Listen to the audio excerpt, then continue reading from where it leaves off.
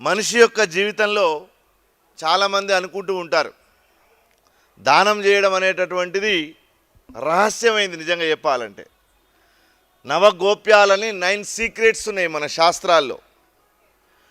ఆయుర్విత్తం, గృహఛిద్రం, దానం, మానం, అవమానం అని 9 రకాలైనటువంటి రహస్యాలు ఉన్నాయి. ఇవి ప్రపంచంలో ఎవరికి చెప్పొద్దట. ఆయుర్విత్తం, గృహఛిద్రం, ఆయుష్, నువ్వు రేపు చచ్చిపోతావు అంటే ఎవరికి చెప్పొద్దు, సీక్రెట్గా ఉంచాలి దాన్ని. విత్తం, నీ దగ్గర డబ్బు ఉంది అంటే దాన్ని రహస్యంగానే ఉంచాలి. ఉంది కదా అని మెడలేసుకొని తిరగొద్దు. ఇవాళ రేపట్లో మనం రైట్స్ అని చూస్తూనే ఉన్నాం, ఎట్లాంటి రైట్స్ అవుతున్నాయో. అది మీ ఏరియాలో ఎంత అవుతున్నాయో కూడా మీ అందరికీ తెలుసు.